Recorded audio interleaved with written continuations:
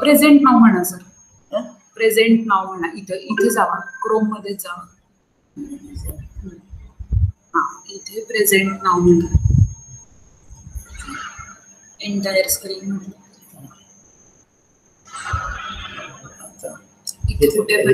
Click करून इथे खाली शेअर करायचं ना. हो, हा थोडंफार लक्ष द्यायचं. 4-5 वेळा झाले.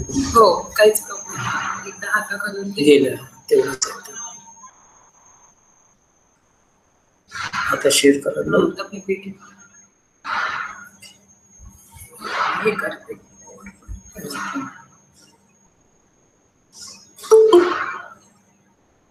Okay, thank you. Students, am I audible to you? Unmute yourself and let me know. Am I audible to you? Yes, ma'am. Yes. Thank you. Thank you. Hello, good afternoon. आवाज येतोय का बाळांनो? हॅलो, आवाज येतोय का?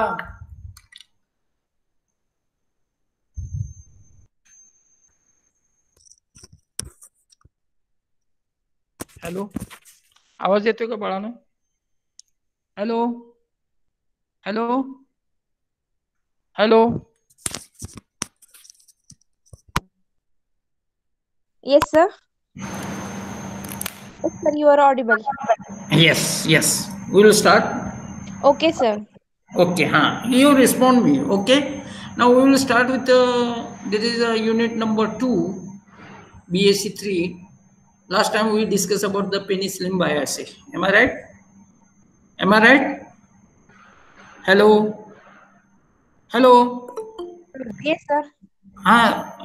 Last time we discussed about penicillin biassay. Am I right? Right, sir. Now we will start with the agriculture microbiology paper. In that, unit number 2. That is a compost and manure. Okay. Now we will discuss initially what we are going to learn. That is very important. And why we are going to learn, that is also very important. Am I right? Right, sir. Your curriculum contains what it contains: role of microorganism in reclamation of the soil. Now basically you should understand what is a reclamation. Now basically you understand what is the basic texture of the soil, and everybody is going to maintain the texture of the soil. And the texture of the soil, if it is not maintained, it will become a non-fertile one. And once it is a non-fertile, now you might have been knowing in the Satara, Sangli, Kolhapur, the zone is there. They are cultivating the sugar cane. Huge sugar cane cultivation is going on. They are not doing any rotation of the crop. And when there is no rotation of the crop, the texture is going to disturb. So salinity of the soil is started. Am I right? Hello? Hello? Hello? Hello? Hello? So salinity of the soil is started. And once the salinity of the soil is started, so it will become a barren.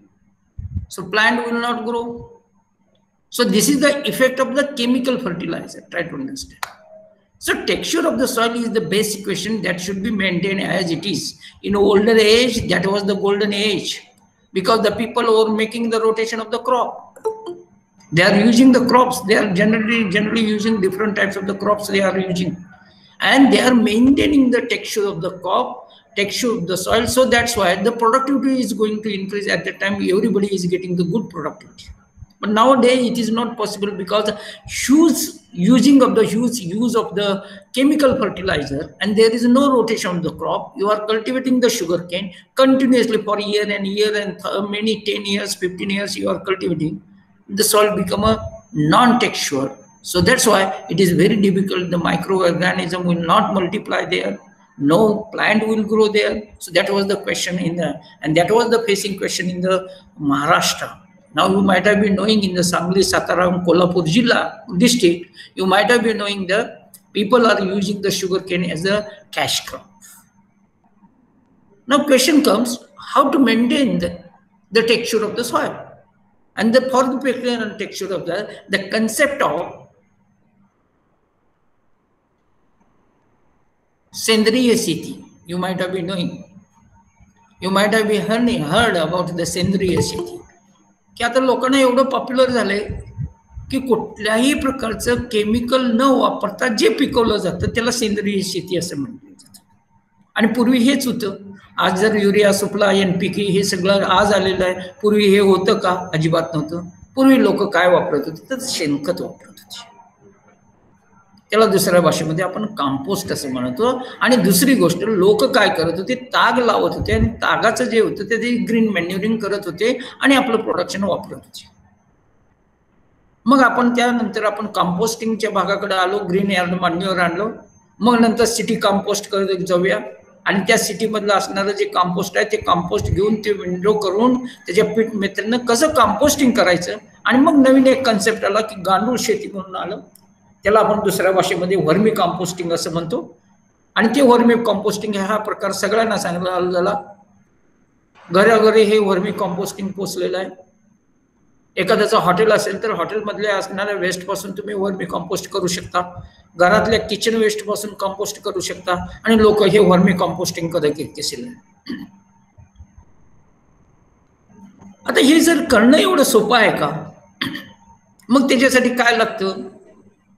त्याच्यासाठी काय organic waste वापरल्यानंतर कसं आहे? मग त्याच्यासाठी carbon, nitrogen आणि फॉस्फेटचं content ratio कसा असावा लागतो? मग हे ऑप्टिमल कॉम्बिनेशन मॅन्युअर आणि कंपोस्ट किंवा वर्मी कंपोस्ट तयार करण्यासाठी किंवा सिटी कंपोस्ट पासून आपण वेस्ट तयार करायचं असेल तर हे मोठ्या पद्धतीने करत असताना कुठल्या कुठल्या कंडिशन्स आपल्याला लागतात. आणि दुसरी गोष्ट, त्याचं स्टँडर्डायझेशन करणं गरजेचं आहे. Unless you standardise something nothing is possible at all. म्हणजे काय, मी आता गांडूळ शेती केली किंवा गांडुळापासून वर्मी कंपोस्ट तयार केलं. मी वर्मी कंपोस्ट करण्यापूर्वी असणारे कंटेंट किती होते आणि वर्मी कंपोस्ट तयार झाल्यानंतर त्याच्यामध्ये नत्राचं कंटेंट, बाकीच्या गोष्टीचे कंटेंट किती आहेत, ह्याचा जो डिफरन्स आहे तर डिफरन्स तुम्हाला काढता आला बिंग अ मायक्रोबायोलॉजिस्ट. म्हणजे ते सक्सेसफुल तुम्हाला वर्मी कंपोस्टिंग होईल. आता असं मला सांगतो, सर्वप्रथम समजा एक उदाहरण मी देतो. नायट्रोजनचं कंटेंट हे 4% होतं आणि वर्मी कंपोस्टिंग केल्यानंतर ते 16-17% गेलं. That is very important. आणि मग ती खत म्हणून तुम्ही वापरू शकता. आणि ह्या गोष्टीचा तुमच्या ॲग्रिकल्चरमध्ये ॲग्रिकल्चर मायक्रोबायोलॉजीचं जे युनिट 2 आहे त्याच्यामध्ये आपल्याला हे शिकायचं आहे. म्हणजे आपल्याला काय शिकायचं, मॅन्युअर कसं करतात, कंपोस्ट कसं करतात. Hello sir. Hello. Students join होत नाहीयेत, म्हणजे पेंडिंगला येते, त्यामुळे तुम्ही जॉईन करून घ्या त्यांना पटपट. बर बर बर बर बर, एक मिनिट ना बा.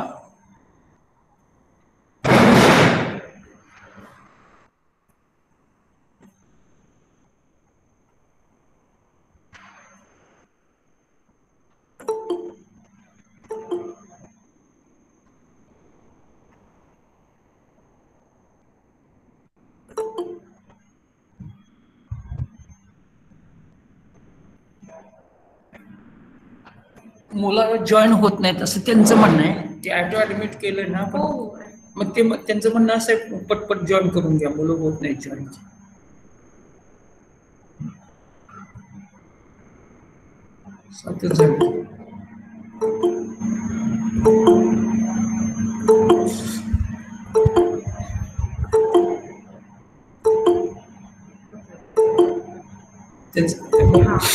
मुलीच म्हणणं असं आहे.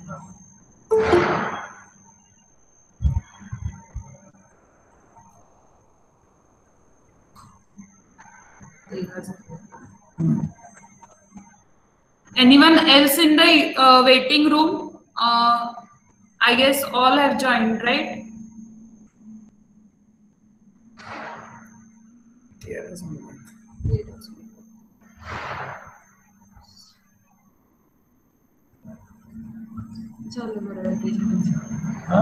झालंय जॉईन. आता परत पण होत राहतील. जर ऑटो केलंय ना, ऑटो केलेलंच आहे मी आता.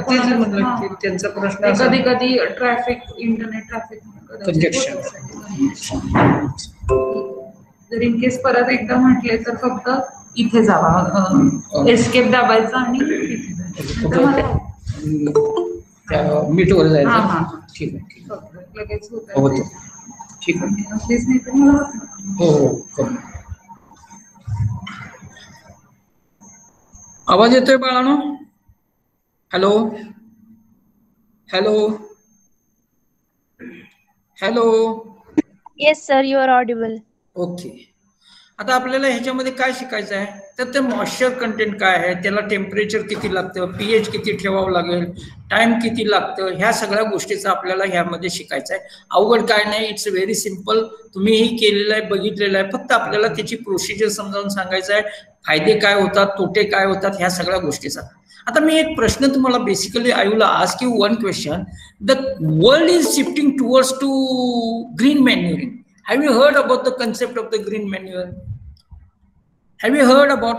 तुम्ही मला उत्तर द्या. येस म्हटला तर मी पुढे जाईन, नाही म्हटला तर मी तुम्हाला समजावून सांगेन बाळा.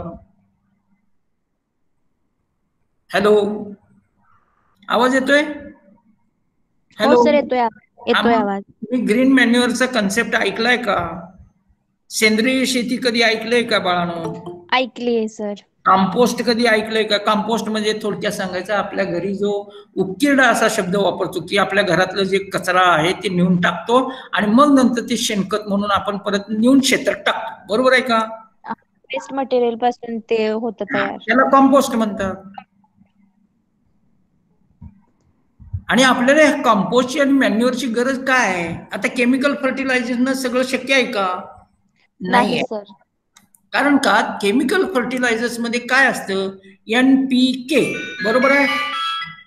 NPK हे 3च घटक. नायट्रोजन, फॉस्फरस आणि बाकीचे कॅल्शियम आणि बाकीचे मॅग्नेशियमचं काय? कॅल्शियम आणि मॅग्नेशियम लागत नाही का पिकांना? लागतात सर. मग ते कुठनं देणार आपण? ऑर्गॅनिक. त्याच्यासाठी ऑर्गॅनिक शेती जे आपण ऐकतो ते सगळ्यात महत्वाचं आहे, गांडूळ शेती. म्हणून आता जग सगळं शिफ्ट व्हायला लागलं. आणि हे ज्या वेळेला आपण करत असतो त्यावेळेला तयार होणारा प्रोडक्ट जो असतो तो प्रोडक्टचं कॉस्ट वाढतं आणि लोक मोठ्या पद्धतीने पैसा कमवतात. आणि तुम्ही मायक्रोबायोलॉजिस्ट आहे, तुम्ही वर्मी कंपोस्टिंग तयार करू शकता, तुम्ही विकू शकता आणि तुम्ही पैसे मिळवू शकता. आता तुम्हाला माहिती आहे का, नॉन पॉइझनस फूड आणि पॉइझनस फूड हा कन्सेप्ट आला आहे. त्याच्यावर लिहितात ना, we have not use any chemical fertiliser, it's a natural. बघितलंय का लेबल लावलेलं असते, ऑर्गॅनिक फूड म्हणून लेबल लावलेलं असते. तुम्ही कधी बघितलंय का? तुम्ही मोठमोठ्या मॉलमध्ये गेला तर काही पदार्थांच्या फळांच्या वर लिहिलेलं असतं ऑर्गॅनिक फ्रूट म्हणून. की असा ऑर्गॅनिक फ्रूट कशासाठी? की त्याच्यामध्ये कुठल्याही प्रकारचं पेस्टिसाइड वापरलं नाही, कुठल्याही प्रकारचं केमिकल वापरलं नाही आणि कुठल्याही प्रकारचं कुठलाही घटक वापरला नाही. सगळं नैसर्गिक शेती केलेलं आहे, त्याच्यामध्ये कंपोस्ट आणि मॅन्युअर वापरलेलं आहे. आज शेणखताची किंमत ही कितीतरी पटीनं जास्त आहे तुमच्या केमिकल फर्टिलायझर पेक्षा. बाळांनो, हे तुमच्या लक्षात येत आहे का? बाळांनो, लक्षात येते? हॅलो.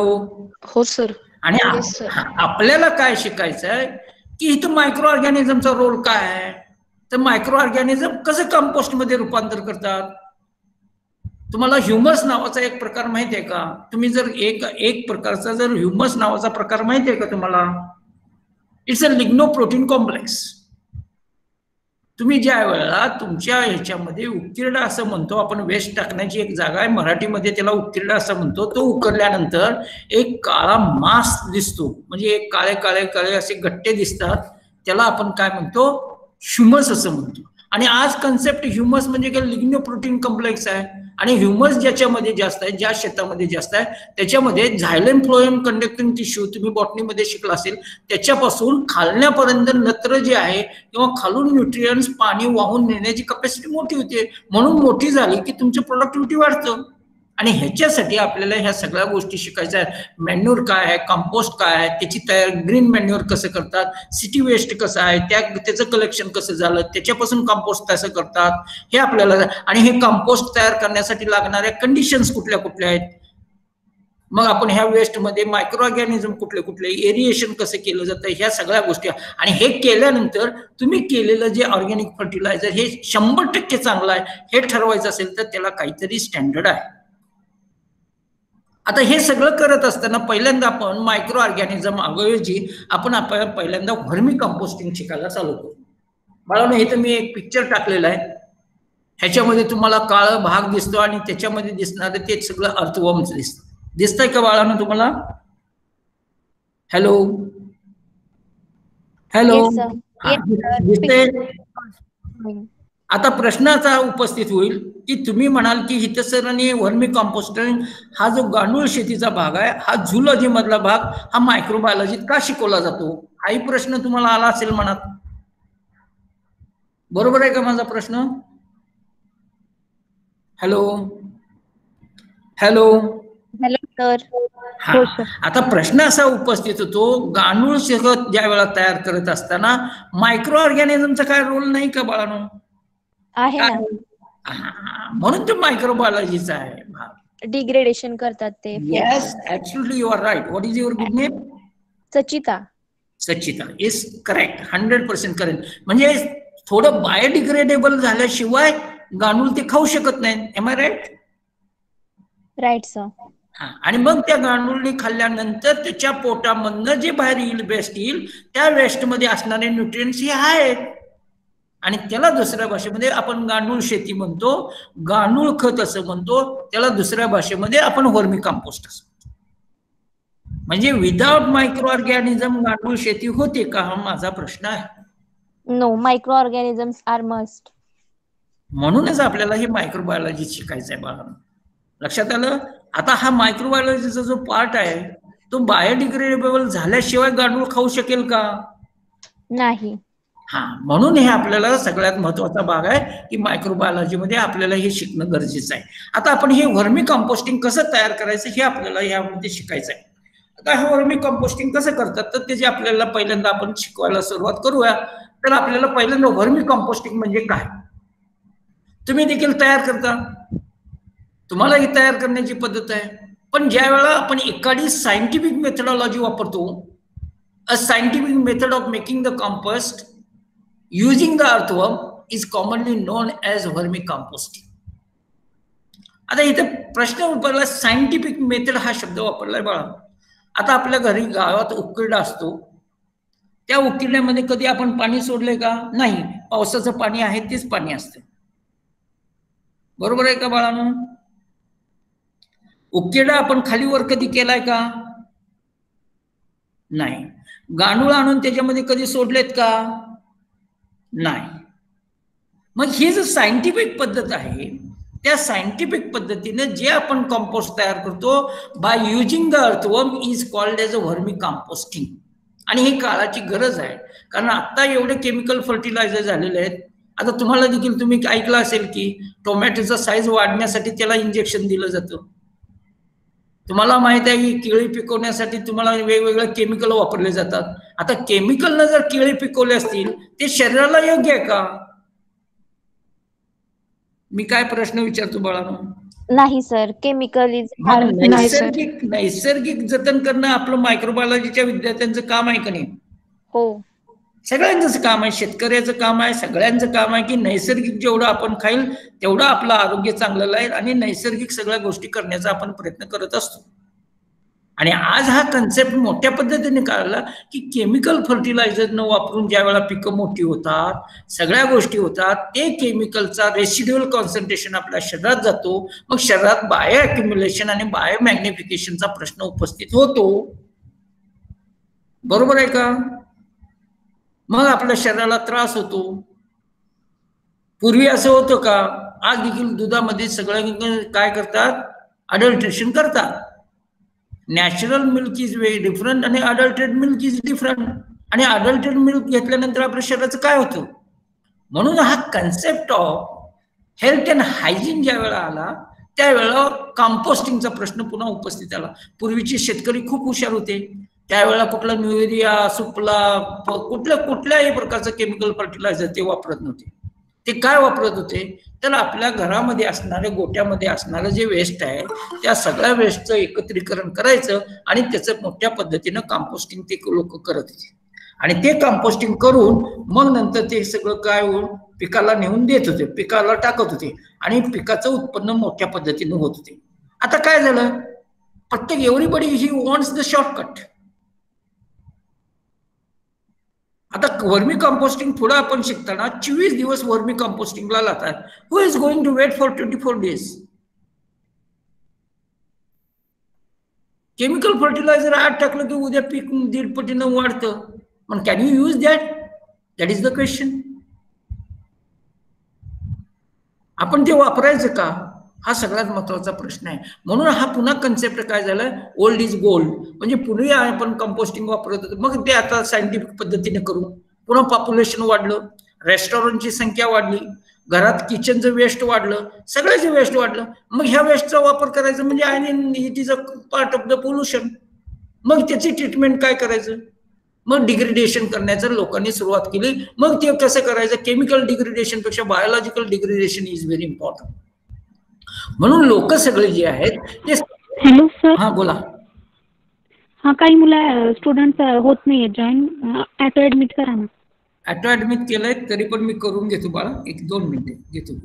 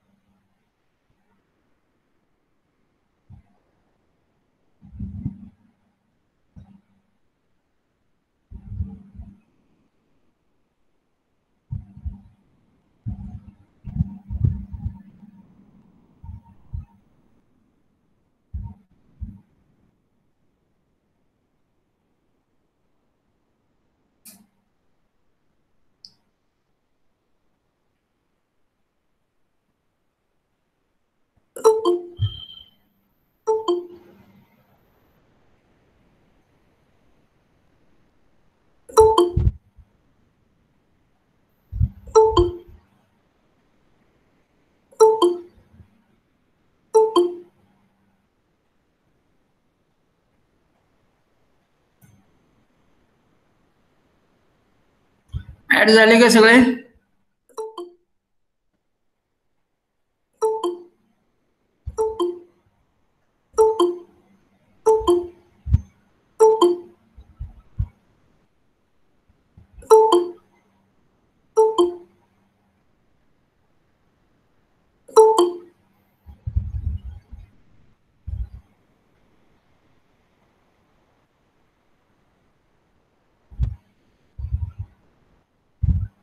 ऍड झाले का बाळांनो?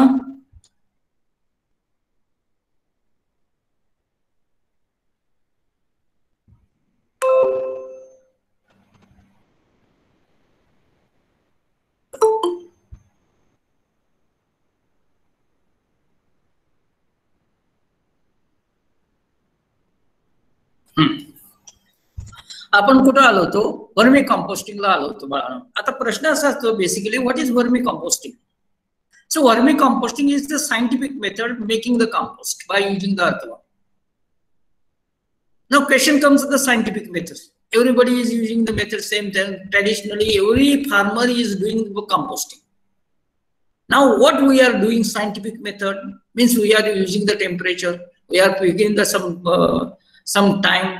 You are keeping some particular time, and we are using the specific type of earthworm. Everything we are using. This is a scientific method. And the scientific method means you use this one, you use that one, afterwards you use the soil. A definite procedure is designed for making the composting. So we are preparing some sort of biomass. They are commonly found in the living soil, feeding on the biomass, excreting in the digested form. म्हणजे काय, earthworm काय करतो, तर ते earthworm करतो ते सगळं असणारं जे कचरा आहे partially degraded by the bacteria ते खातो, आणि त्याच्यापासून जे वेस्ट तयार होतं, जे बाहेर येतं त्या अर्थवर्मच्या पोटामध्ये, ते वर बाहेर येणाऱ्या ह्याच्यामध्ये असणारे जे न्यूट्रिएंट्स आहेत, दे आर हायली न्यूट्रिशनली. आता ते काय न्यूट्रिएंट्स असतात ते पुढच्या भागामध्ये आपण बघू. पण प्रश्न असा आहे की वर्मी कंपोस्टिंग म्हणजे एक सायंटिफिक मेथड वापरून तुम्ही तयार केलेलं जे कंपोस्ट आहे by using the earthworm, that is called as a vermicomposting. आता ह्याला दुसऱ्या भाषेमध्ये काय म्हणतात, एखाद्या भाषेमध्ये that is called as a vermicultures. आता vermicultures मध्ये काय होतं, they are using the worms. Worm farming असं देखील शब्द वापरला जातो बघा. आता अर्थवर्म विशिष्ट पद्धतीच्या जातीची भरपूर अर्थवर्म आहेत. म्हणजे ह्या अर्थवर्म काही एकाच पद्धतीचे आहेत का? आता तुम्हालाही माहित आहे ऊसाच्या विशिष्ट प्रकारच्या जाती आहेत. एका ऊसामध्ये ऊस मोठा होतो, पण ऊसामध्ये असणारं जे ज्यूस असतं, शुगर कंटेंट मध्ये असतं, शुगर लेवल असते ते हाय असते, काही मध्ये शुगर लेवल कमी असतं. आपण देखील ह्या प्रकारची झाडं झुडपं सगळं लावत असतो की हाय हिल्डिंग. आता ग्राफ्टिंगचा कन्सेप्ट आला. पूर्वी ग्राफ्टिंग हा माहित नव्हतं. आता 5 वर्षामध्ये आंब्याचं फळ मिळू शकतं. पूर्वी तशी परिस्थिती नव्हती. 5 वर्ष झाडच वाढत होतं. त्यावेळेला ग्राफ्टिंगचा कन्सेप्ट नव्हता. तशा अर्थवर्म काही एकाच प्रकारचे आहेत का? वेगवेगळ्या प्रकारच्या अर्थवर्म पासून तयार होणारं जे वर्मी कंपोस्ट आहे हे चांगल्या पद्धतीचं असू शकेल. ह्या अर्थवर्म पासून तयार केलेलं जे कंपोस्ट आहे त्या कंपोस्ट मध्ये असणारे घटक जास्त असतील. दुसऱ्या अर्थवर्म पासून तयार केलेल्या कंपोस्ट मध्ये असणारे घटक कमी असू शकतील. म्हणून वर्मी कल्चर हा एक शब्द वापरला, त्याला म्हणजे दुसऱ्या भाषेमध्ये वर्म फार्मिंग असं म्हटलं जातं. आता अर्थवर्म वापरला म्हणून त्याला वर्म म्हटलं, आणि वर्म हा शब्द आला म्हणून त्याला वर्मी हा शब्द दिला आणि वर्मी कंपोस्टिंग असं म्हणलं. वर्म कास्ट म्हणजे वर्म म्हणजे अर्थवर्म आणि कास्ट म्हणजे एक्सक्रीट ऑफ द अर्थवर्म. तुमच्या लक्षात आलं का की तुमचे जे तुम्ही गोळा केलेलं जे किचन वेस्ट आहे ते पहिल्यांदा partially degraded by the bacteria, आणि once this is partially degraded that is utilised as a food by these worms, form these earthworms, they eat it, they digest it, and whatever excreta comes outside, that excreta contains the high nutrients which consist of phosphorus, mineral, nitrates, magnesium, calcium, potassium, and that is used as the fertilizer. आता माझा basic प्रश्न आहे की ज्या वेळा urea किंवा सुफला तुम्ही वापरता त्याला NPK हे नाव दिलं जातं. म्हणजे त्याच्यामध्ये काय आहे? नायट्रोजन आहे, फॉस्फेट आहे आणि पोटॅश आहे.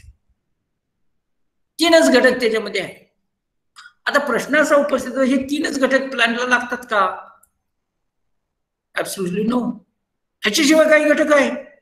मग तुम्ही काय म्हणता हे 3 घटक टाकतो आणि राहिलेले घटक त्या वनस्पतीला सांगतो की तू तुझ्या सॉइल मधनं घेऊन टाक.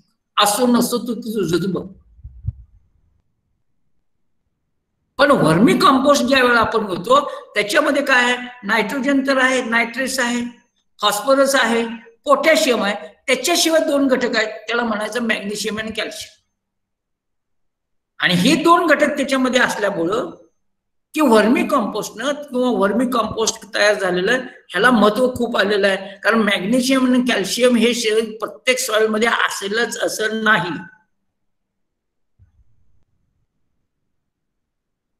म्हणून ह्याला महत्व येण्याचं कारण एकच आहे की आपण नॅचरल फर्टिलायझर, केमिकल फर्टिलायझर मध्ये म्हटलं की एवढेच घटक असतात, बाकीचे कुठलेही घटक नाही. आता लिक्विड फर्टिलायझर पण बाजारात आलेले, त्याच्याबद्दल वाद नाहीये. फक्त प्रश्न असा होतो जेवढं नॅचरल वनस्पतींना द्याल तेवढ्या पद्धतीनं होतं, आणि केमिकल फर्टिलायझर मध्ये NPK असतो, आणि हे जे फर्टिलायझर आहे त्याच्यामध्ये NPK आहेच, त्याच्याशिवाय त्याच्यामध्ये मॅग्नेशियम आणि कॅल्शियम आहे. महत्वाचे 2 घटक आहेत, लक्षात ठेवा. Magnesium and calcium is the content which is present in the vermicompost, but this does not present in the chemical fertiliser. Try to understand. मग त्याच्यासाठी दुसरं फर्टिलायझर तुम्हाला वापरावं लागेल, त्याच्यासाठी आणि तिसरं फर्टिलायझर वापरावं लागेल. मग असे किती प्रकारचे केमिकल फर्टिलायझर वापरा? मग त्याच्यापेक्षा सगळं ऑल इन वन असं जे आहे त्याला वर्मी कंपोस्ट असं म्हणतात, की ज्याच्यामध्ये फॉस्फरस आहे, मिनरल आहे, नायट्रेट्स आहेत, मॅग्नेशियम आहे, कॅल्शियम आहे, पोटॅशियम आहे, अशा पद्धतीने असणारे सगळे घटक त्याच्यामध्ये असल्यामुळं we are using the vermicomposting for the plant. आणि म्हणून त्याला फर्टिलायझर म्हणून नावाची एक गुणवत्ता आली, which enhance the soil quality. Soil quality म्हणजे टेक्स्चर वाढवण्याचं काम कोण करत असेल तर हे टेक्स्चर वाढवण्याचं काम करतं. म्हणून we are using the vermicomposting. आता हे वर्मी कंपोस्टिंग तयार कसं करायचं? There are 2 methods which is use for the vermicomposting. एक पहिली मेथड जे वापरतो त्याला आपण बेड असं म्हणतो, की ज्याच्यामध्ये ऑर्गॅनिक मॅटर सगळे वापरले जातं. ऑर्गॅनिक मॅटर्स आर प्रिपेअर्ड आणि मग नंतर त्याच्यावर केलं. पीट मेथड मध्ये काय होतं? एक सिमेंटचा टँक बनवला जातो आणि त्या सिमेंटच्या टँक मध्ये ऑर्गॅनिक मॅटर टाकलं जातं. आता प्रश्न उपस्थित होतो, तुम्ही बघितला का कुठलाही उपटिला आहे तो सिमेंटनं बांधलेला आहे का? तुम्ही सगळे शेतकऱ्याची मुलं आहेत, तो सिमेंटनं कधी बांधलेला असतो का? मी काय प्रश्न विचारतो बाळांनो? नो सर, नसतो. का नसतो? नाही सर. नैसर्गिकच असतो ना तो, नैसर्गिकच असतो ना. आता प्रश्न असा आहे, तो नैसर्गिक का असतो? तर मी तुम्हाला सांगतो, दोन गोष्टी आहेत. तो नैसर्गिक असल्यामुळं त्याच्यामध्ये एरिएशन मोठ्या पद्धतीनं होतं. दुसरा भाग असा आहे, पाऊस पडला आणि तुमचा उपटिला भरला आणि दुसऱ्या दिवशी पाण्यानं तो उपटिला पूर्ण भरलेला असतो. दुसऱ्या दिवशी पण तसाच राहतो का? तिसऱ्या दिवशी तसाच राहतो का बाळांनो? त्यातलं पाणी निघून जातं, निचरा होतो त्या पाण्याचा. येस, त्याला दुसऱ्या भाषेमध्ये निचरा. आता मी सिमेंटची जर टाकी बांधली तर त्याचा निचरा होणार का? नाही. मग वॉटर लॉगिंग झालं तर त्याला एरिएशन होणार का? मग तुमचे एरोबिक बॅक्टेरिया त्यात जिवंत राहू शकतील का? नाही राहू शकत. म्हणून तर bed method is very important. It is a quite natural method which is use for the vermi composting. तुमच्या लक्षात येते का ह्या गोष्टी? दोन पद्धती. याचा अर्थ तयार करत नाही तसं नाही. ही पद्धत पीट मेथड वापरली जाते, पण पीट मेथड पेक्षा बेड मेथड ही सगळ्यात चांगली आहे. मला सांगण्याचा प्रश्न लक्षात येतो का तुम्हाला? बरं, आपण पीट मेथडनं जर टाकी बांधायला गेलो तर त्याचा खर्च वाढणार ना, का नाही वाढणार बाळांनो? मी काय प्रश्न विचारतो, खर्च वाढणार का नाही? हॅलो, हो सर. आता कधी एखादा प्रोडक्ट आपण बाजारात आणत असेल तर त्याची कॉस्ट, आपली जर प्रोडक्शन कॉस्ट कमी असेल आणि बाजारात विकणाऱ्या भावाबरोबर विकलं तर आपल्याला मार्जिन जास्त मिळेल का नाही? बरोबर आहे का बाळांनो? हा सर, बरोबर आहे. म्हणून जेवढ्या नॅचरल पद्धतीने तयार करू तेवढ्या कमी खर्चामध्ये जास्त उत्पादन आपल्याला घेता येतं. म्हणून बेड मेथड ही सगळ्यात चांगली आहे ऍज कम्पेअर टू पीट मेथड. हे लक्षात आलं का? म्हणून पीट मेथड वापरत नाही तसं नाही. पीट मेथड देखील वापरलं जातं, बेड मेथड पण वापरलं जातं, पण बेड मेथड मध्ये येणारा खर्च जो आहे तो सगळ्यात कमी आहे आणि कम्पेअर केला पीट मेथड पेक्षा कधीही बेड मेथड ही चांगली आहे. आता आपल्याला कसं करायचं? तुम्हाला स्लाइड दिसते का बाळांनो? हो सर, दिसते. आता कसं करायचं वर्मी कंपोस्टिंग? तर पहिल्यांदा ह्याच्यासाठी आपल्याला बायोडिग्रेडेबल वेस्ट पाहिजे. आता मी तुम्हाला प्रश्न विचारतो, तिथं प्लास्टिक वगैरे वापरलं तर चालतं का बाळांनो? प्लास्टिकच्या पॉलिथिनच्या नाही, का नाही चालणार? प्लास्टिक डिग्रेड कमी प्रमाणात होते, त्यामुळे जास्त प्रमाणात प्लास्टिक डिग्रेडच होत नाही ते मायक्रो ऑर्गॅनिझम म्हणून इट इज नॉट बायोडिग्रेडेबल. म्हणून प्लास्टिकचा वापर ह्याच्यामध्ये होत नाही. मग कशाचा होतो? तर सिटी वेस्ट. सिटी वेस्ट म्हणजे काय? तर तुम्ही सातारा म्युनिसिपल कॉर्पोरेशनचं वेस्ट येतं, त्याच्यामध्ये दोन भाग असतो, बरोबर आहे? एक लिक्विड भाग असतो आणि एक सॉलिड भाग असतो, बरोबर आहे का बाळांनो? हो सर. लिक्विड भागाला आपण काय म्हणतो? सिवेज म्हणतो आणि सॉलिड भागाला काय म्हणतो? स्लज म्हणतो, बरोबर आहे का? हो सर.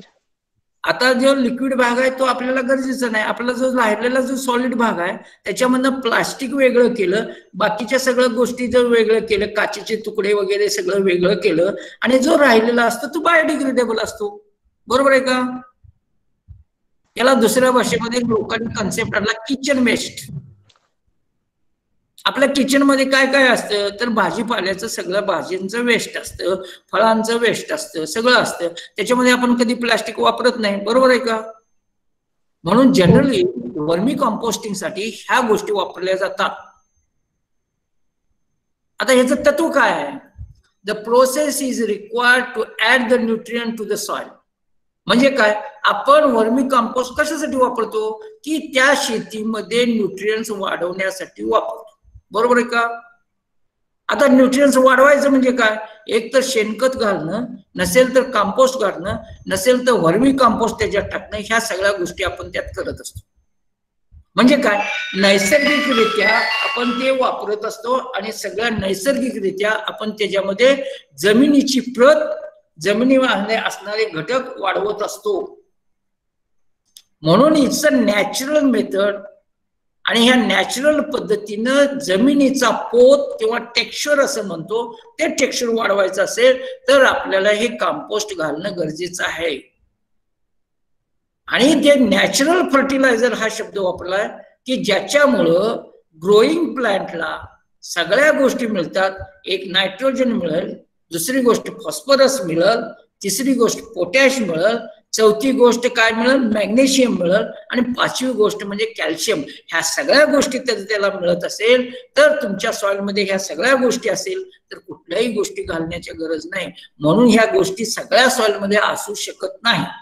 प्रत्येक सॉइल ह्या 5 घटकापैकी कुठल्या तरी घटकाची त्याच्यामध्ये कमतरता असते. म्हणून गांडूळ शेती लोक करतात आणि गांडूळाचं खत त्याला टाकतात. किंवा आपल्या घरामध्ये जे शेणखत असतं त्याला कंपोस्ट असं म्हणतो, किंवा मॅन्युअर जे असतं ते असतं. काही लोक नॅचरली काय करतात, ताग लावतात. ताग लावल्यानंतर ते ताग त्याच्यामध्ये गाडतात आणि गाडल्यानंतर मग नंतर पेरतात. त्याला देखील ग्रीन मॅन्युअरिंग असं म्हटलं जातं. आता प्रश्न असा होतो, ह्या वर्मी कंपोस्ट मध्ये न्यूट्रिएंट्स काय येतात. आता तुम्ही वर्मी कंपोस्ट केलं, त्याचं व्हॅलिडेशन होणं गरजेचं आहे का नाही, बरोबर आहे का बाळांनो? Hello hello. आता तुम्ही तयार केलं, तुमच्या घरामध्ये तयार केलं आणि तुम्ही गांडूळ खत तयार केलं, त्याचं अनालिसिस तुम्ही करायला पाहिजे. गांडूळ खत मी तयार केलं, त्याच्यामध्ये काय काय घटक आहेत आणि किती टक्के आहेत, बरोबर आहे का? हा सर, बरोबर आहे. हे जर नाही केलं, आता तुम्हाला माहिती आहे कुठल्याही बाजारामध्ये येणाऱ्या पाकिटावर कंटेंट असतं का? गव्हर्नमेंटनं कंपल्सरी केलंय. एनर्जी एवढं, प्रोटीन एवढं, फायबर एवढं, फॅट्स वेगळं, कोलेस्टेरॉल एवढं एवढं एवढं सगळं लिहिलेलं आहे. आता लोक काय झाले, डाएट कॉन्शियस झालेत, बरोबर आहे का? आता दुसरा कन्सेप्ट आला, कॅलरीज डाएट पण घ्यायला लागले लोक. आपल्याला लागतं किती, 2000 कॅलरीज लागत असेल आणि आपण जर 4000 कॅलरीज जर रोज खात असेल तर त्याचा उपयोग काय आहे, बरोबर आहे का? तर हे सगळे कन्सेप्ट आला. आता तुम्ही तयार केलं, आता उदाहरणार्थ सुचेत तू धरून ठेव, तू त्याचं कंपोस्ट तयार केलं, तू वर्मी कंपोस्टनं सगळं तयार केलं. आता तुला ते बाजारात पाकिटात घालून विकायचं आहे किंवा पोत्यामध्ये सील करून विकायचं आहे. आणि तू सांगितलंस माझ्याकडे आलं आणि सर हे घ्या तुम्ही, हे माझं खत फार चांगलं आहे, मी घेणार का? नाही. मी म्हणणार अरे तुमचं खत तयार केलं सगळं मान्य आहे, पण त्याच्यामधले घटक काय लिहिलेलं नाही, त्याच्यामध्ये घटक काय आहेत तुला माहित आहेत का? तू मला काहीच सांगत नाही आणि मी कसं घेऊ? माझी विद्यार्थी मायक्रोबायोलॉजी आहे म्हणून मी खरेदी करायचं का? नाही. मग तुला काय करावं लागेल की त्यातल्या गांडूळ खताचं पृथक्करण करावं लागेल, त्याच्यात नायट्रोजन टक्के आहे, बरोबर आहे का? अनालिसिस करावी लागणार सर. आणि अनालिसिस केलेल्याचं जे आहे त्याचा स्टिकर त्याला चिकटवायला पाहिजे का नको? हो पाहिजे.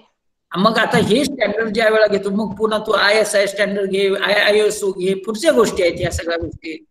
कारण एक तुला मोठ्या पद्धतीनं जर हा उद्योग उभा करायचा असेल किंवा एंटरप्रेनर व्हायचं असेल तर ह्या गोष्टीची गरज आहे तुम्हाला, बरोबर आहे का नाही माझं? हो करेक्ट आहे सर. मग आता तुम्ही चालू केला हा छोटासा उद्योग, आणि हा छोटासा उद्योग तुम्ही नावारूपाला आणला, मोठ्या पद्धतीनं तुम्हाला करायचं असेल तर तेवढ्या स्टँडर्डनं तुम्हाला करायला पाहिजे का नको? पाहिजे पाहिजे. म्हणजे इथलं देखील तुम्हाला माहित नसेल, मी तुम्हाला उदाहरण देतो.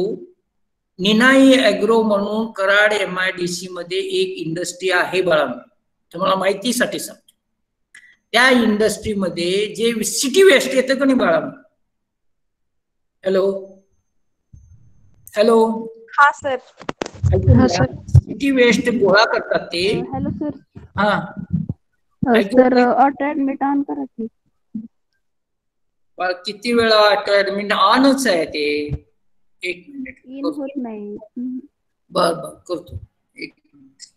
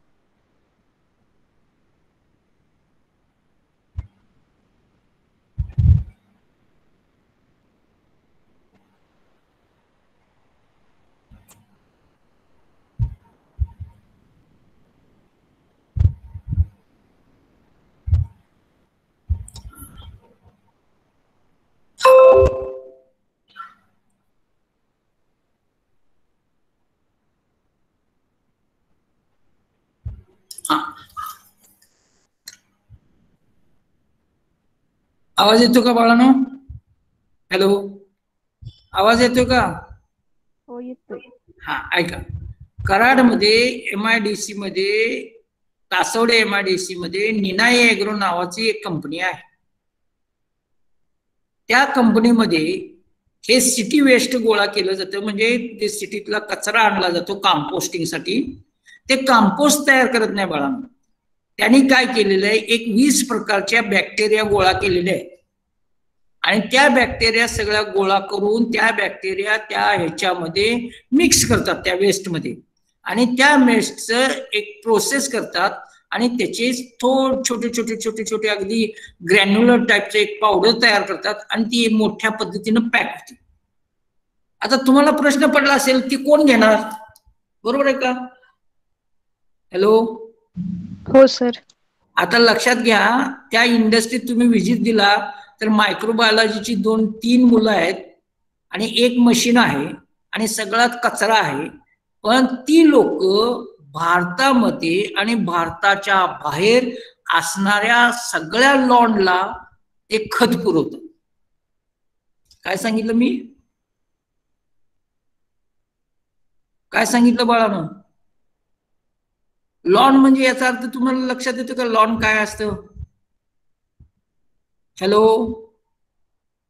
हॅलो, हॅलो, हॅलो, लक्षात येते का बाळांनो? हो सर. लॉन म्हणजे तुम्ही क्रिकेटचं स्टेडियम बघितलं का? हो त्याच्यामध्ये सर. गवत असते का? गवत असते का? Yes sir. त्या स्टेडियम मधलं गवत वाढण्यासाठी जे त्याला एक विशिष्ट प्रकारचं खत लागतं ते खत पुरवतात, अख्ख्या भारताला पुरवतात ते. म्हणजे कराड मधलं खत हे भारतातल्या सगळ्या स्टेडियमला पुरवलं जातं. ते तुम्हाला माहिती आहे का? नाही. इट्स अ नॅचरल, कारण त्यांनी सिटी वेस्ट गोळा केला आणि त्याच्यात फक्त बॅक्टेरिया टाकलेत आणि कंपोस्टिंग केलं आणि त्यांनी त्याच्यावर काय केलेलं, घटक लिहिलेले आहेत आणि ते बायोडिग्रेडेबल असल्यामुळं त्याची वेस्टची किंमत काय? 0.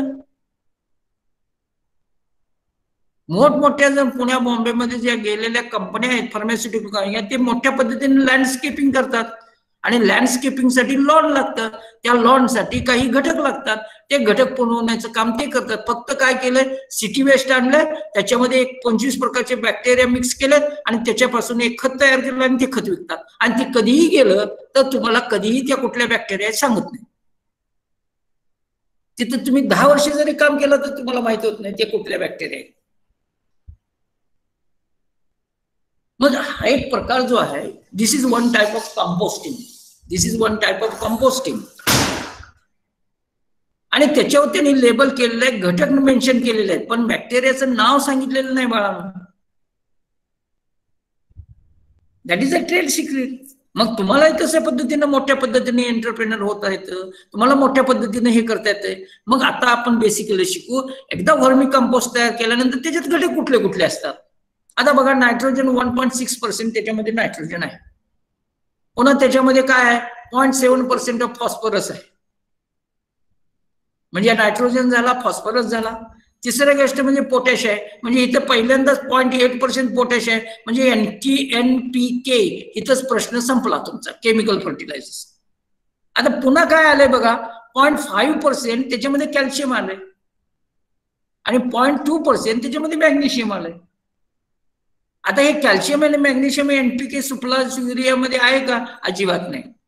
आता त्याच्यामध्ये आयर्न आहे का? नाही. 175 पार्ट्स पर मिलियन आयर्न आहे. मला 175 parts per million iron. It is more than sufficient for the plant. Iron deficiency काय असते हे तुम्ही जर बघितलं, भात शेतीमध्ये किंवा कुठल्याही याच्यामध्ये आयर्न डिफिशियन्सी झाली तर पानं पिवळी पडतात आणि त्याच्यावर एक काळ्या प्रकारचे डाग येतात. हे तुम्ही बघितलंय का? म्हणून त्याच्यामध्ये आयर्न पण आहे. पुन्हा 96.5 पार्ट्स पर मिलियन मॅंगनीज आहे. पुन्हा त्याच्यामध्ये 24.5 पार्ट्स मिलियन झिंक आहे. मग एवढे सगळे घटक आहेत आणि ह्या सगळ्या घटक असून जर आपल्याला नैसर्गिक पद्धतीनं गांडुळापासून हे जर खत तयार करत असेल तर why we shift for the chemical fertiliser. बरोबर आहे का माझा प्रश्न? बरोबर आहे का बाळांनो? हॅलो, हो सर. तुमच्या लक्षात येते का? लक्षात येते का?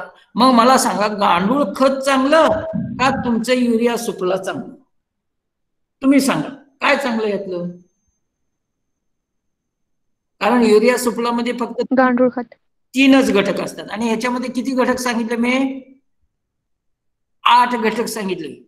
म्हणजे जे वनस्पतीला जे घटक लागतात ते संपूर्ण घटक हे कंपोस्ट मध्ये आहे. मग आता सगळ्या लोकांचं लक्ष कुठे गेलंय? कंपोस्ट कडे गेलं आणि वर्मी कंपोस्टिंग, शेणखत, ह्या सगळ्या गोष्टी, ग्रीन मॅन्युअरिंग, ह्याच्याकडे आपलं आता जग शिफ्ट होतं. म्हणजे ओल्ड इज ऑलवेज गोल्ड. म्हणजे पूर्वी जे काय आपण करत होतो, आपल्या पूर्वजांनी काय घालून दिलेली एक सिस्टीम आहे, ती सिस्टीम आता पुढे आपण फॉलो करतो. कारण का लोकांच्या लक्षात यायला लागलं, केमिकल फर्टिलायझर वापरल्यानंतर थोड्याच कालावधीमध्ये आपल्याला उत्पन्न मिळू शकतं, पण त्याचे दुष्परिणाम काय आहेत हे लोकांच्या लक्षात यायला लागल्यावर ह्या गोष्टी थांबायला लागल्या. आता वर्मी कंपोस्ट तयार कसं करायचं? तर काय काय लागतं आपल्याला? तर पहिल्यांदा पाणी लागतं, that is called as a water. Cow dung लागतं. थ्रॅच रूप असं म्हटलंय. थ्रॅच रूप म्हणजे, थ्रॅच म्हणजे काय? गवताच्या पेंडीला थ्रॅच असं म्हणतात, कारण ते झाकण्यासाठी लागतं, त्याला झाकायचं. ह्या ठिकाणी कुठल्याही सिमेंटचा पत्रा वापरला नाही किंवा स्लॅबचं घर वापरलं नाही, त्याला कुठल्याही प्लॅस्टिकचा कागद वापरला नाही. त्यांनी काय सांगितलं? साधं छोटस गवताच्या काड्याचं छप्पर करावं लागतं आपल्याला, त्याला म्हणायचं थ्रॅच रूफ. पुन्हा काय लागलं? सॉइल लागते, सँड लागते, गनी बॅग्स लागतात. गनी बॅग म्हणजे काय? तर तुम्ही जे साखरेचं जे पोतं येतं, ज्यूटची जी बॅग आहे त्याला गनी बॅग म्हणतात, कारण ज्यूट पासून तयार होणारी बॅग आहे. It's quite natural. ते ओलावर राहण्यासाठी असतं, झाकण्यासाठी लागतं. पुन्हा तुम्हाला विशिष्ट प्रकारचे अर्थवोम लागणार आहे. आणि दुसरी गोष्ट म्हणजे वीड बायोमास म्हणजे काय आहे? तुमचा असणारा कचरा आहे, तुम्हाला असणाऱ्या गवताच्या काड्या आहेत, तुमच्या असणारे जे नॉन रिक्वायर्ड जे वीड आहे ते वीड सगळं लागणार आहे. आणि दुसरी गोष्ट, एक लार्ज टँक लागेल. तो तुम्ही प्लास्टिकचा घ्या, सिमेंटचा घ्या, नाही कुठल्याही नॅचरल गोष्टीपासून तयार करा, किंवा तुम्ही कापडापासून देखील तयार केलं तरी चालतं. दुसरी गोष्ट काय आहे? तर ड्राय स्ट्रॉ लागेल, लिव्ह लागेल, पॅडी लागेल. म्हणजे थोडक्यात सांगायचं म्हणजे ऍग्रिकल्चर वेस्ट आहे ते सगळं आपल्याला लागेल, आणि तुमचं किचन वेस्ट लागेल, आणि बायोडिग्रेडेबल वेस्ट सगळं. त्यामध्ये कुठेही प्लास्टिक वेस्ट आपण वापरत नाही, कुठलेही ऑर्गॅनिक वेस्ट आपण वापरत नाही. तर प्रोसिजर काय आहे ते आपण प्रोसिजर बघूया. त्या प्रोसिजर आपल्याला शिकायचे. तर पहिल्यांदा काय करायचं आपण? तर एक टँक तयार करायचा, प्लास्टिकचा टँक किंवा कशाचाही एका मोठ्या साईजचा. एक तुम्हाला जसं अवेलेबल आपलं रॉ मटेरियल छोटं असेल तर छोट्या पद्धतीचा टँक लागेल, रॉ मटेरियल मोठ्या पद्धतीने असेल तर मोठ्या पद्धतीने करता येते. हा केल्यानंतर तो बायोमास जो आहे, तुम्ही कलेक्ट केलेला सगळा पाला पाचोळा आहे, तो सगळा गोळा करायचा आणि ते चॉप करायचं, चॉपिंग करायचं. म्हणजे त्याचे बारीक बारीक बारीक तुकडे ठेवायचे, तुकडे करून त्या टाकीमध्ये टाकायचं. प्लास्टिकचा असेल, कशाचीही टाकी तुम्ही तयार केली त्याच्यामध्ये टाकल्यानंतर ते 8 ते 12 दिवस असंच सनलाईटला ठेवायचं.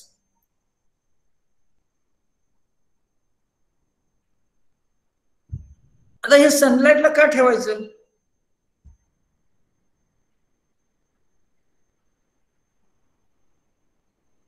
कशासाठी ठेवायचं? ही दुसरी गोष्ट, की कुजण्याची जी प्रक्रिया आहे, प्युट्रिफॅक्शनची प्रक्रिया आहे, ह्याच्यामध्ये एक विशिष्ट प्रकारचा घाण वास येतो. त्यामुळे पहिल्यांदा सनलाईटला जो बायोमास मारवतो की त्याच्यामध्ये असणारे जे पेस्ट आहेत, त्याच्यामध्ये असणारे बाकीच्या गोष्टी आहेत, त्या सगळ्या मारल्या जातात. लक्षात ठेवा, जर फंगस असेल तर ते मरून जाईल, पॅथोजेनिक काही घटक असतील ते मरून जातील. नाहीतर तुम्ही सगळं फंगस ठेवलं, तुम्ही सगळं पॅथोजेनिक बॅक्टेरिया सगळ्या ठेवल्या, सगळं त्याच्यामध्ये ठेवलं, आणि तुमचं जे तुम्ही त्याच्यामध्ये गांडूळ टाकले आणि ते गांडूळच मरून गेलं, तर वर्मी कंपोस्टिंग सक्सेसफुल होईल का बाळांनो? होईल का? होईल का बाळांनो? हॅलो, नाही. मग पहिल्यांदा काय केलं पाहिजे? ते आपल्याला सगळं वाळवून त्याच्यामध्ये असणारं ते सगळ्या गोष्टी मारल्या पाहिजे. त्यानंतर काय केलेलं आहे? काऊ डंग स्लरी त्याच्यावर टाकायचं आहे. म्हणजे काय करायचं? शेण घ्यायचं, त्याच्यामध्ये पाणी टाकायचं, ते शेण कालवायचं आणि त्याचा स्लरी तयार करायचा. म्हणजे थोडक्यात आपण अंगण ज्या वेळेला सारवतो त्याच्यासाठी जी स्लरी करतो तशा प्रकारची स्लरी करून त्या सगळ्या 12 दिवसानंतर त्या सगळ्या तयार केलेले जे कटरनं बायोमास आहे त्या बायोमासवर टाकायचं. आता माझा प्रश्न इथे उपस्थित होता की स्लरी का टाकायची, कशासाठी स्लरी टाकायची बाळांनो? तुमच्या लक्षात येते का काय बाळांनो, लक्षात येते का? हॅलो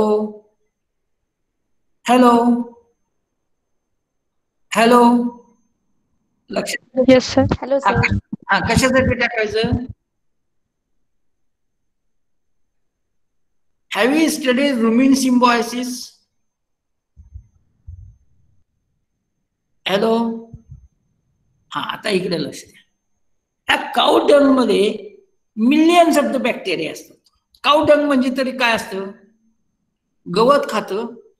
जे काऊ जे आहे किंवा जनावर असतात ते गवत खातात, ते रुमिनंट असतात. खाल्ल्यानंतर ते पचत नाही, पूर्णपणे पचत नाही, ते पोटामध्ये जातं. त्या पोटाचा भाग शिकला ओमॅसम, अभिमसम आणि हे सगळे पार्ट्स आहेत. ते पोटामध्ये गेल्यानंतर तिथे मिलियन्स ऑफ द बॅक्टेरिया आहेत. त्या बॅक्टेरिया काय करतात? त्याचं पार्शल डिग्रेडेशन करतात आणि जे पार्शल डिग्रेडेशन करून जे बाहेर पडतं त्याला आपण दुसऱ्या भाषेमध्ये शेण पडतं, शेण असं म्हणतो. आणि त्या शेणामध्ये मिलियन्स ऑफ द बॅक्टेरिया असतात आणि आपल्याला ती मिलियन्स ऑफ द बॅक्टेरिया काय केलं पाहिजे तर तुमचा असणारा जो बायोमास आहे तो डिग्रेड केला पाहिजे का नको? तुमच्या लक्षात आलं का? त्याच्यासाठी हे स्टार्टर कल्चर म्हणून काम करतं. तुमच्या लक्षात येते का बाळांनो? Hello hello hello hello sir. Understand. Understand. आपण कसं करतो? दुधाचं दही लावण्यासाठी मुरवण घालतो, बरोबर आहे का? हॅलो. हो हो सर. आणि विदाउट मुरवण दही होतं का? दुधाचं रूपांतर दह्यात होतं का? नाही होत. हा, मग मुरवण म्हणजे काय असतं? लॅक्टोबॅसिलायच असतात ना. लॅक्टोबॅसिलस असतात. हा, मग तशा पद्धतीने हे सगळ्या बॅक्टेरिया ते त्याच्यामध्ये टाकतो की ज्याच्यामुळे आपल्याला त्याचं डिकम्पोजिशन होतं. मग नंतर ते एकदा त्याच्यावर स्लरी टाकले की त्याच्यावर 2 ते 3 इंचाचं सॉइल टाकायचं किंवा सँड सॉइल याचं मिक्सचर करायचं आणि त्याचा एक लेअर 3 इंचाचा त्याच्यावर तयार करायचं. म्हणजे एक बेड तयार झाला. म्हणजे काय झालं? पहिल्यांदा आपण बॉटमला काय केलेलं आहे? सगळं जे आहे तुमचं जे वेस्ट आहे ते वेस्ट टाकलं. त्याच्यानंतर शेणाची एक स्लरी टाकली. ते स्लरी कशासाठी टाकलं? सगळ्या बॅक्टेरिया टाकलं आणि त्याच्यावर आपण माती टाकली. इथपर्यंत कळलं का बाळांनो? इथपर्यंत कळलं का बाळांनो? हॅलो, कळलं? आता आपण राहिलेलं पुढच्या वेळेला बघूया. Okay sir. Okay, thank you. Thank you sir. Thank you.